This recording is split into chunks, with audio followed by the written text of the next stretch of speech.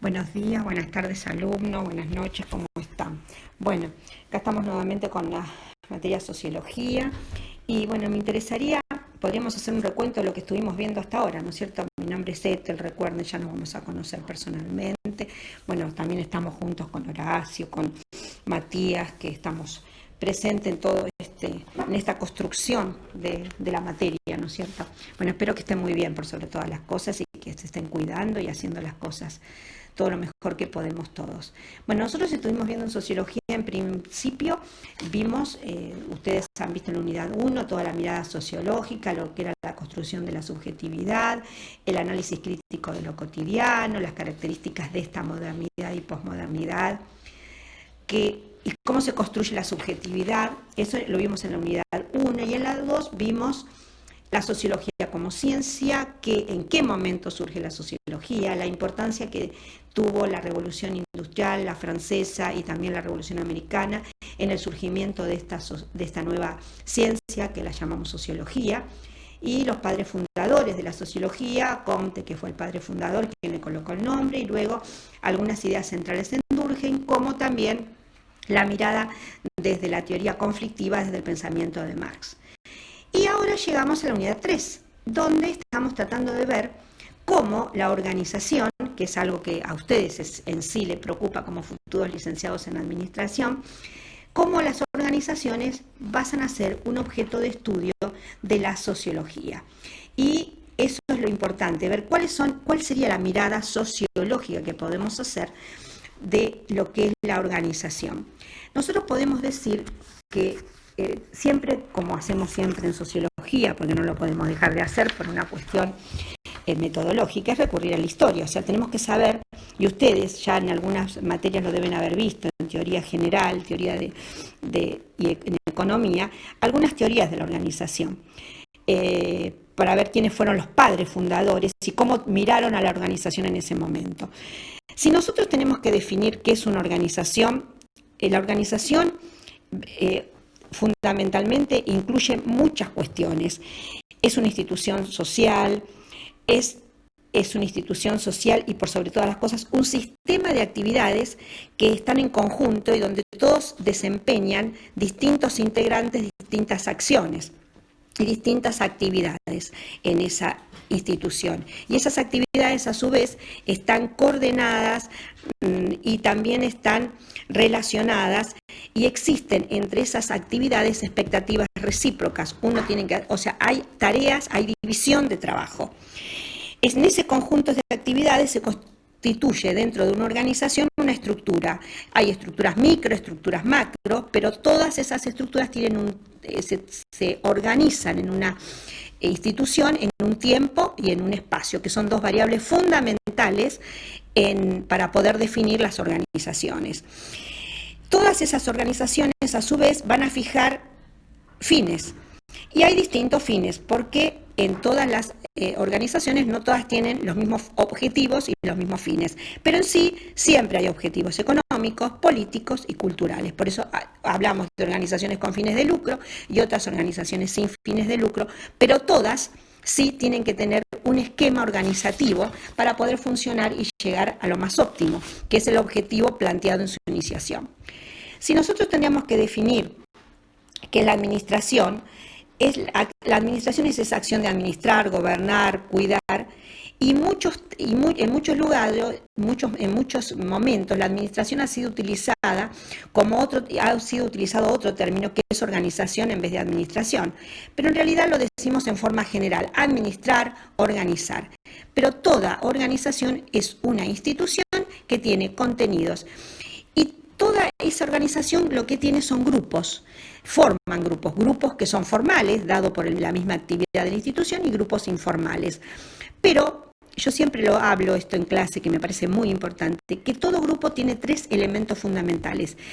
Como diría Homans en su libro El grupo humano, el grupo, hay 3 elementos fundamentales que tiene que haber: sentimiento, interacción y actividad.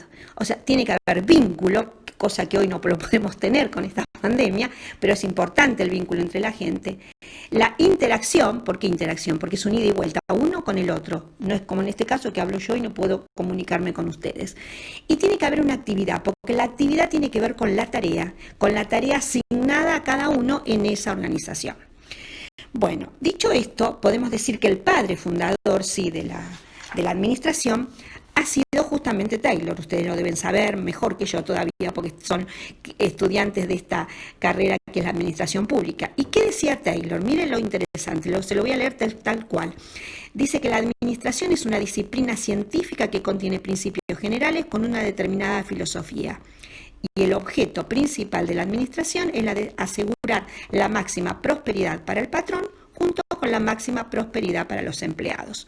Eso es lo que decía Taylor, pero la concepción de Taylor es la corriente que decimos tradicional, la primera corriente en la administración. Por eso cuando hablamos de la evolución, ustedes van a ver un esquemita que le hemos preparado, que hablamos de la evolución del concepto de administración. Y entonces este concepto taylorista es lo que decimos la teoría clásica, que estudia la organización en forma interna sin tener en cuenta el factor humano. Importa solamente la organización formal. Con la evolución del concepto de administración aparecen otras, que es la que les decimos la teoría neoclásica, la teoría de las relaciones humanas, tan importante hoy en toda organización, donde con la teoría neoclásica se comienza a darnos cuenta la importancia que tiene el hombre y la formación de los grupos informales en toda estructura organizativa. Luego llegamos a la otra teoría, que es la teoría estructuralista, que es la que trata de unir las dos cuestiones, que tiene que ver con la organización y también tiene que ver con el hombre, con el ser humano. En ese esquema que nosotros les vamos a presentar, a su vez, que ya lo van a tener ustedes, tendríamos que agregar una más que Scott y Mitchell la mencionan, que es la teoría de sistemas. ¿Por qué es tan importante sistemas? Ustedes lo deben haber estado escuchando ahora con esto del COVID, que tenemos que funcionar como un sistema, porque un sistema está formado por varias partes y todas esas partes son importantes, podríamos decir hoy, con esta situación, que la estructura social, lo vamos a relacionar, está relacionado con cuestiones de salud, economía, con cuestiones de empleo, trabajo, estructura productiva. Todo eso forma un sistema. Cuando cae una de las partes esa, se cae todo el sistema. Entonces nosotros lo que tenemos que empezar a ver las cosas es con un criterio sistémico. ¿Qué quiere decir esto? De totalidad, donde todos los elementos entran en juego. Por ejemplo, como decíamos antes, teníamos que unir cuestiones personales, todo lo que nos pasa hoy, qué sucede con las cuestiones familiares, con las cuestiones psicosociales, qué tiene que ver con las clases, con la educación, con la escuela, con las empresas macro y micro, con los trabajadores informales. Todo eso forma un sistema, por eso es tan difícil administrar en este momento la pandemia, porque eso es mirar las cuestiones como totalidad. Esto sería para poder pensarlo, ¿no es cierto? Ya le vamos a pedir en el trabajo que tenemos que hacer con la unidad 3, como con la 4, que les va a explicar esto, lo van a ver con Horacio, vamos a ver qué significa gestionar en tiempos de incertidumbre, donde hay tan pocas certezas y más incertidumbres que cuestiones de poder proyectar cosas en el momento y ya. O sea, esto es importantísimo tenerlo en cuenta, porque estar gestionando en tiempos de incertidumbre es lo más complicado. Por eso podemos opinar todos, pero es muy, muy difícil. Entonces, todo esto responde a las teorías de administración, pero el otro pensador que también podemos decir que le da una impronta desde las relaciones humanas es Fayol, que justamente Fayol habla de la administración, que toda administración es un conjunto de principios, métodos y procedimientos, y que la administración tiene que servir para prever, organizar, dirigir, coordinar y controlar, porque la administración es el arte de manejar los hombres. Eso lo decía Henry Fayol, que es el que le continúa a Taylor. Son conceptos fundamentales que ustedes quizás en alguna otra materia lo han visto con mayor profundidad. Estas serían las ideas centrales que nosotros podemos mencionar y podemos decir diríamos cuando comienza la organización. Nosotros hoy podemos decir que esa corriente tradicional tiene, desde ya mirando en este momento, en el siglo XXI, tiene sus fallas, por supuesto, porque hablamos de una evolución. Ustedes van a tener otro cuadro donde van a ver que vamos a poner la concepción, cómo veía la corriente tradicional y cuál sería el enfoque de la corriente sociológica. En ese cuadro ustedes van a poder apreciar, es un paralelo que hay, está ahí, lo hizo Klisberg en su libro, justamente el Klisberg que en su libro de teoría de la administración, que habla de la corriente tradicional, el hombre máquina, en la corriente tradicional, en la corriente sociológica vemos al hombre como una unidad.